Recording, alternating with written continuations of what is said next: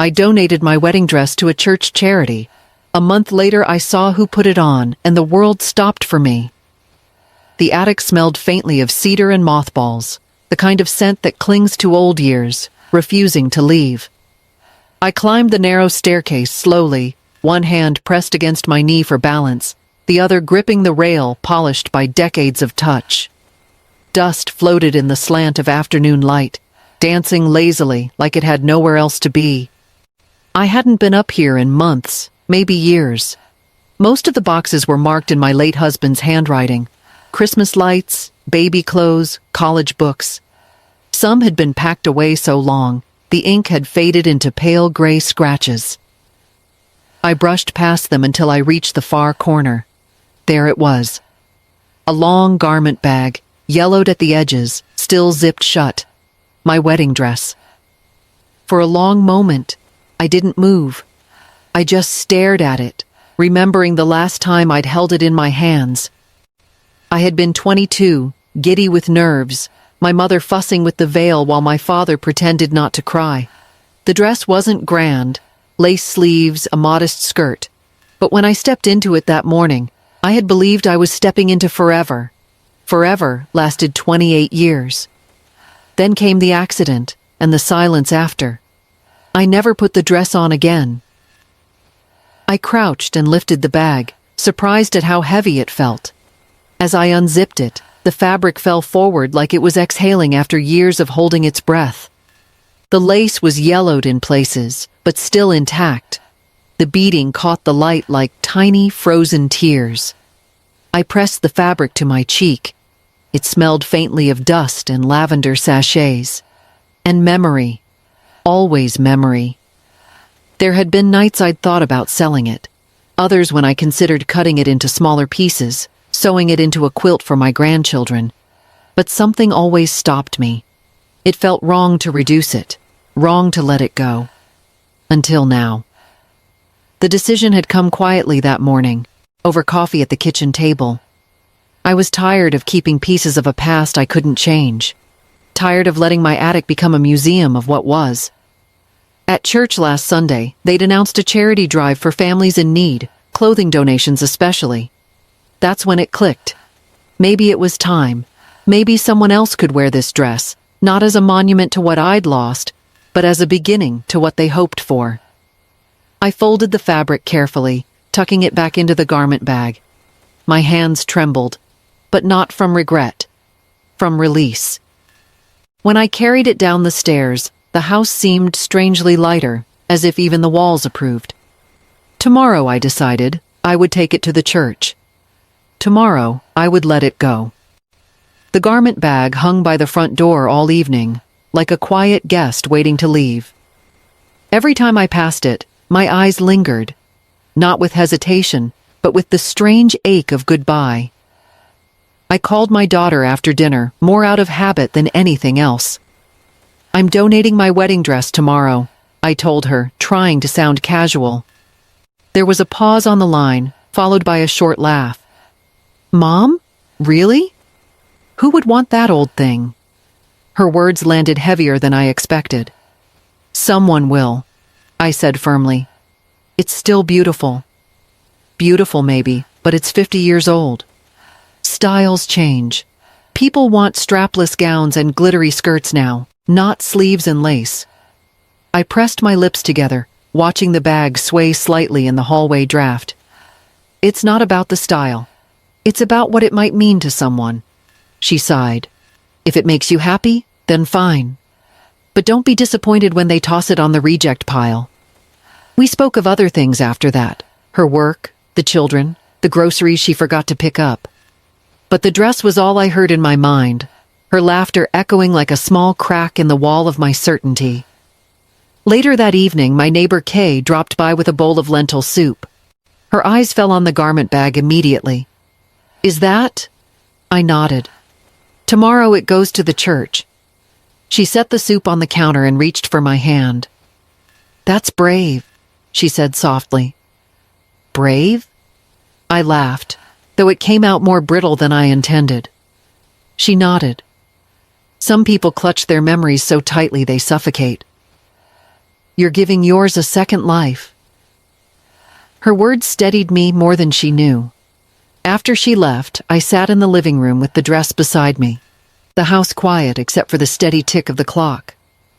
I thought of all the weddings I had attended over the years. Some couples lasted, others crumbled. Dresses yellowed in attics, or disappeared into thrift stores, or were passed down until the seams gave out. But mine had waited for this, for a moment when I could finally unclench my hands and let it fly. Before bed, I knelt beside the garment bag and whispered, "Thank you. Thank you for carrying me through a day I once thought would last forever. Thank you for reminding me of love, even when love was gone. Tomorrow it would belong to someone else, and maybe, just maybe, that was the closest thing to forever a dress could offer." The morning air was sharp with the promise of rain.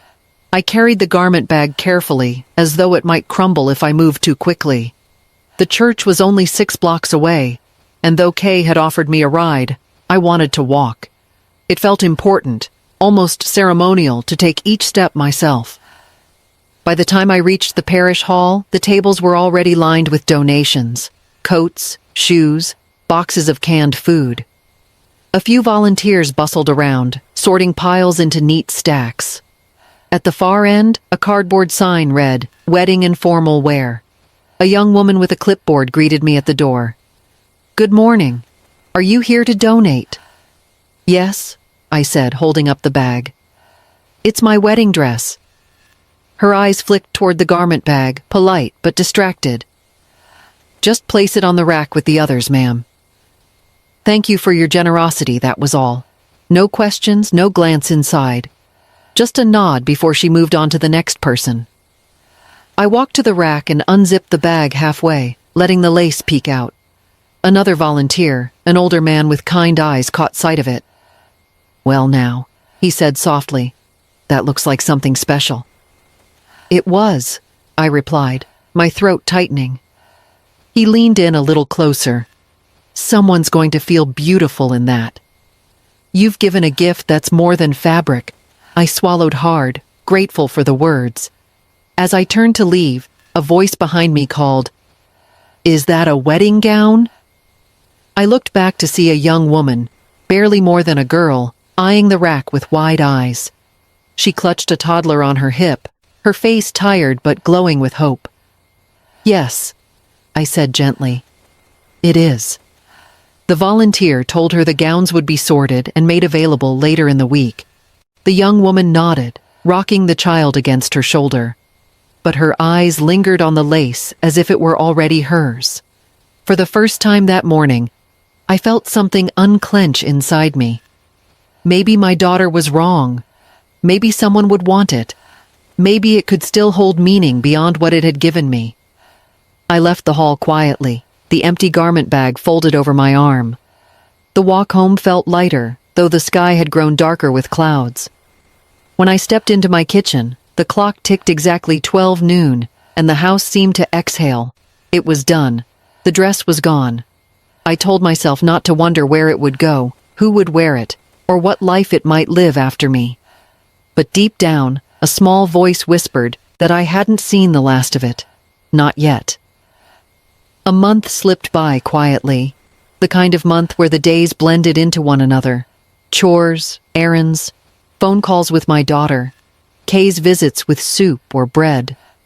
The dress drifted from my mind, tucked away in that rack at the parish hall, destined, I told myself, for some stranger's happiness. Then, one Sunday, Father Mark announced a special service. "We'll be celebrating the success of our charity drive," he said warmly. "Many of the donated clothes have already found new homes.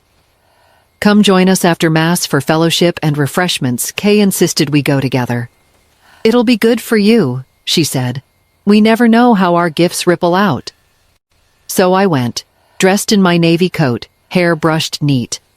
The church was full, its stained glass windows glowing with the late morning light. Families crowded the pews, children squirming, voices rising in hymns that swelled like ocean waves. Afterward, we shuffled into the parish hall, tables heavy with cookies, casseroles, and coffee urns. People mingled, laughing, sharing stories of how donations had helped them. The air hummed with gratitude, a warmth that wrapped around everyone.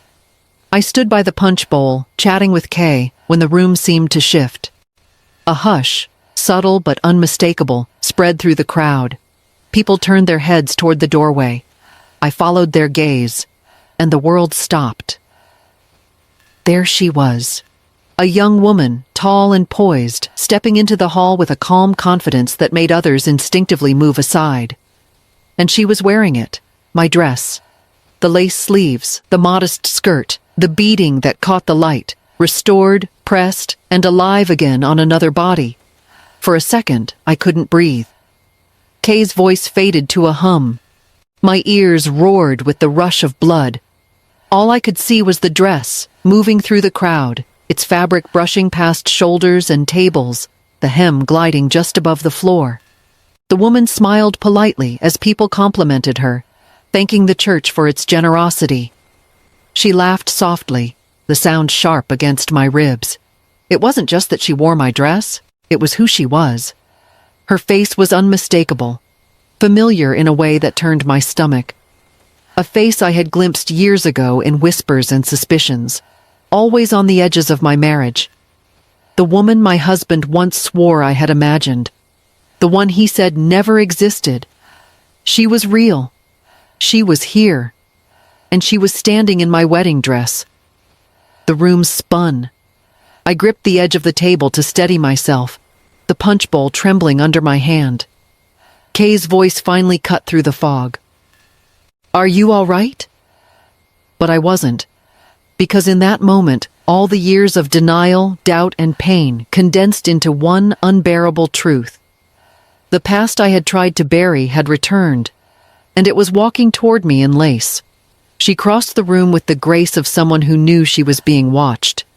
The dress seemed to transform her, giving her a strange authority, as if it belonged to her more than it had ever belonged to me. I couldn't move. My hand clutched the edge of the table until my knuckles whitened.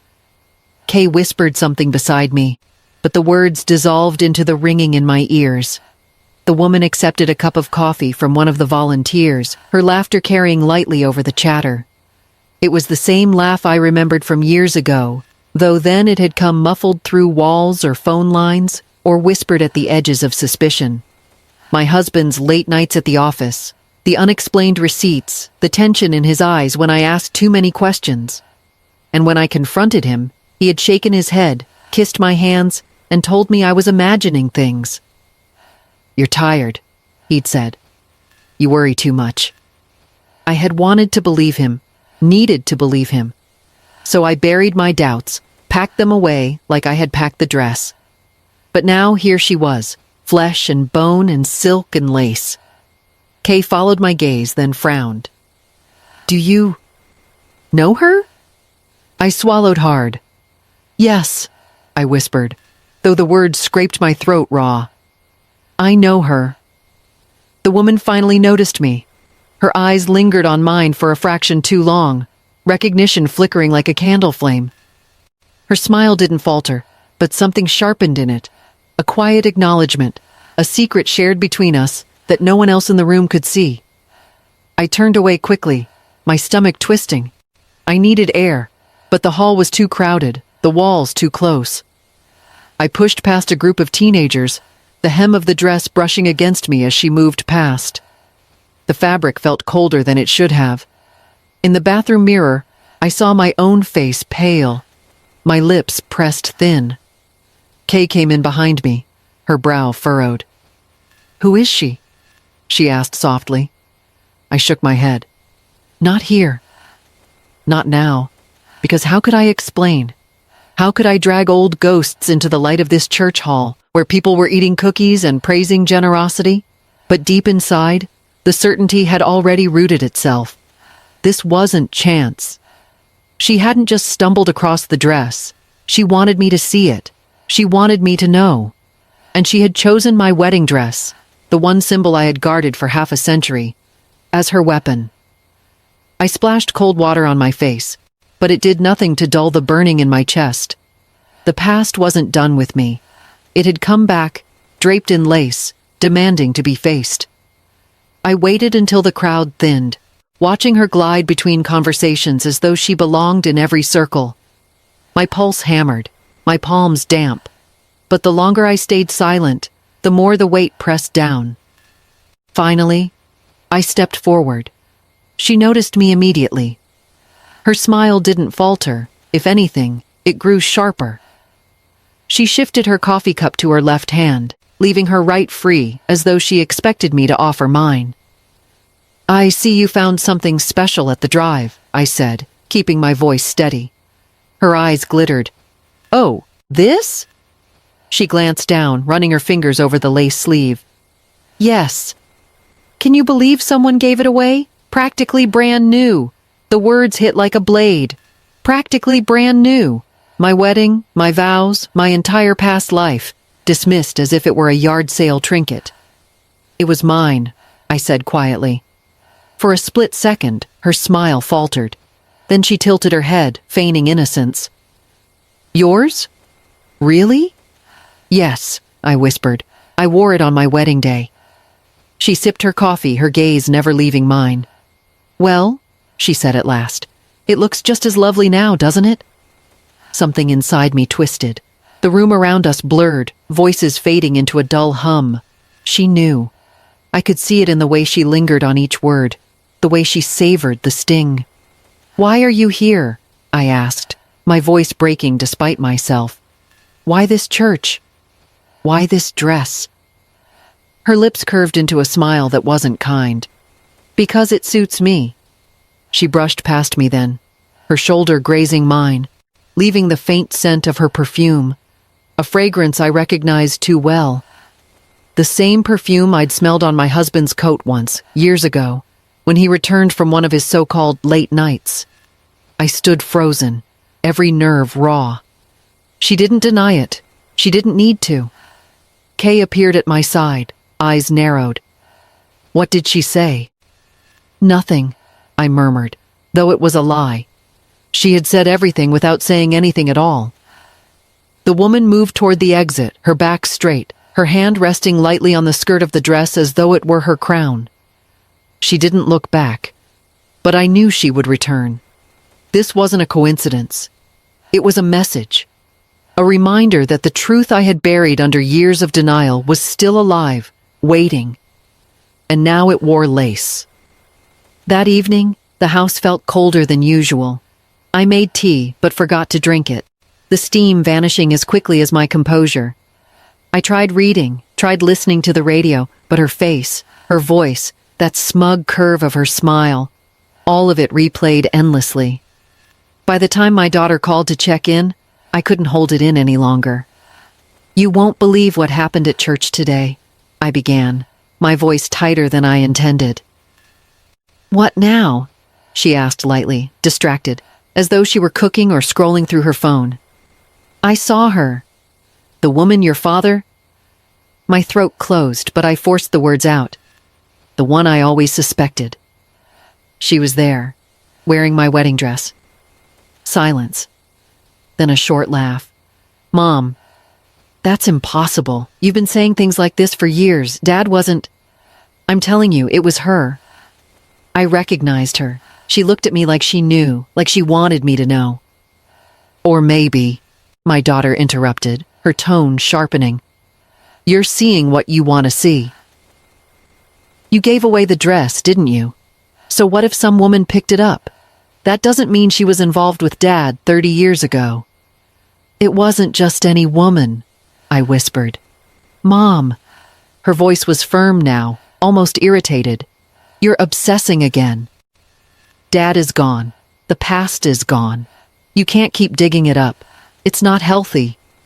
I felt the words like stones, heavy and crushing. "So, you don't believe me? I believe you saw a woman in a dress. That's all. Please, don't turn this into another ghost hunt. I don't have the energy for it." The call ended shortly after. I sat at the kitchen table, phone in my lap, staring at the silent, dark window. Later, when my son called to say hello, I tried again, softer this time. "I think I saw someone today. Someone from the past." She was wearing my dress. He sighed heavily. Mom, you've been under stress. Maybe it's time to focus on what's ahead instead of what's behind. Dad's mistakes, real or imagined, don't matter anymore. But they did matter. They mattered because I had lived them, endured them, been told I was wrong until I doubted my own memory. And now, here was proof standing in front of me in lace. Yet to my children, it was nothing. Just another story from their aging mother, filed away as exaggeration. When the calls ended, the house fell silent again, except for the tick of the old clock in the hallway. I wrapped my arms around myself, a chill running deep into my bones.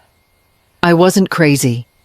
I knew what I saw, but I also knew I was alone in it. The next morning, I woke with a pounding in my temples, the kind that comes after too many hours of thinking without sleep. Light from the kitchen window fell across the table where my phone lay, dark and still.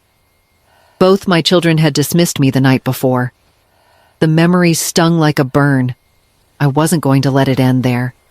I started small. After church, I lingered in the parking lot, pretending to search for my keys. Kay spotted me and came over, her handbag clutched tight against her hip. You look pale, she said. Are you feeling all right? I saw her again yesterday, I murmured, keeping my eyes on the pavement. Kay's brows rose. Who? The woman. In my dress, she exhaled slowly. You're sure? I'm sure. I swallowed. She didn't just show up out of nowhere. This is deliberate. I know it. Kay glanced back toward the church door. I've seen her too, you know. New volunteer, started a few weeks ago. She's confident. Acts like she owns the place. Do you know her name? Kay shook her head. People are calling her Miss Claire, but that's all I've heard. The name clawed at something in my memory. Claire. My husband had once mentioned a Claire from work, years ago, during a fight I barely remembered. I thanked Kay and walked to my car, my hands trembling on the steering wheel. This wasn't just a ghost from my imagination. There were threads connecting her to my past, and they were starting to tighten. That afternoon, I took the long way home, past the old office building where my husband used to work. The sign had changed, but the structure was the same. My stomach twisted. How many lies had been built under that roof? At home, I opened my photo boxes. Dusty containers of birthdays, graduations, Christmases. In one, at the bottom, I found a snapshot from a company party. My husband, younger, laughing with his arm around a slim blonde woman. The back of the photo read, Company Gala, 1992, Claire. My breath caught. The same high cheekbones, the same smile.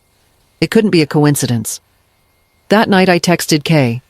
If she comes again next Sunday, can you take a photo? Don't be obvious. I need proof. Kay replied within minutes. I'll try. But be careful. You look like you're walking on glass. She was right. Every move felt like it could shatter something. I set the photo of my husband and Claire on the kitchen table. Underneath it, the lace of my wedding dress had once brushed against my skin. Now it brushed against hers. I wasn't just imagining it. And I was going to find out why. Sunday came heavy with rain.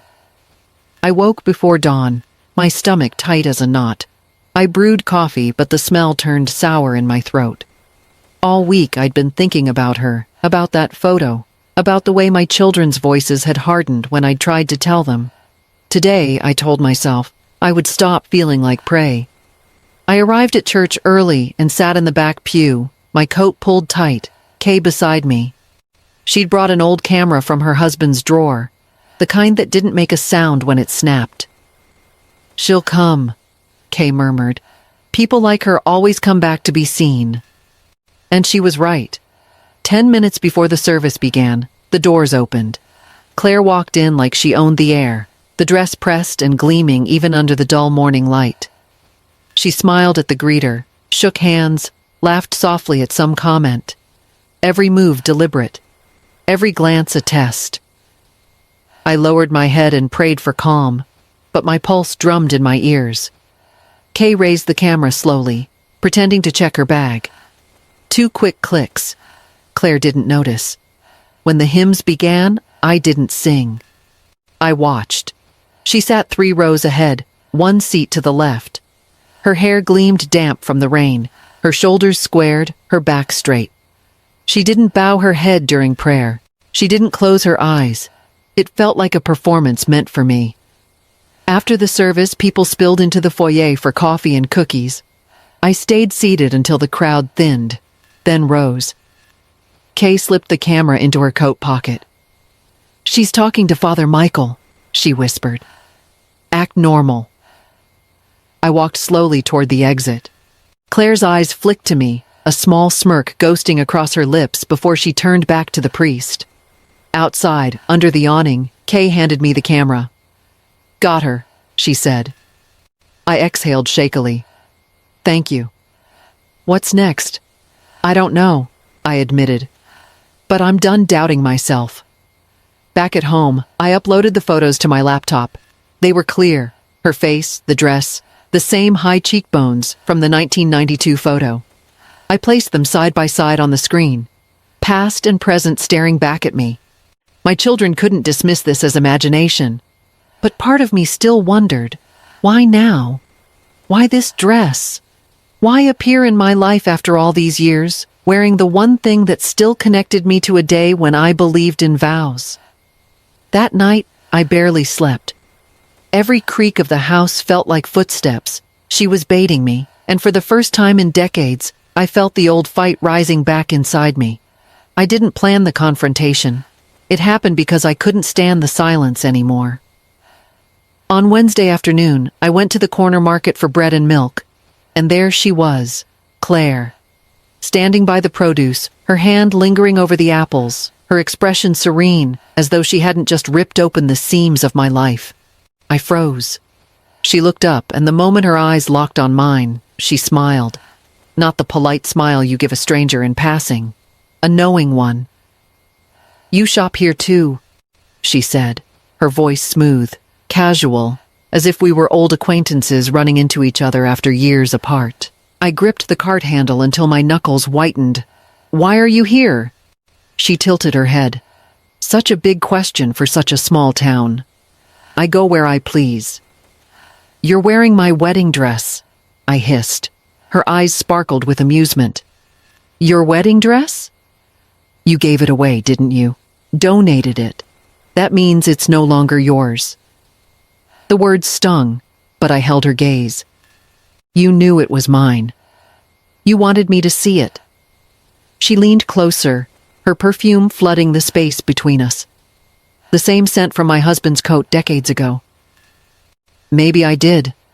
I swallowed hard, forcing myself to stay steady. "Why now?" "After all these years?" Her smile thinned. "Because some debts take time to collect." I blinked. "Debts?"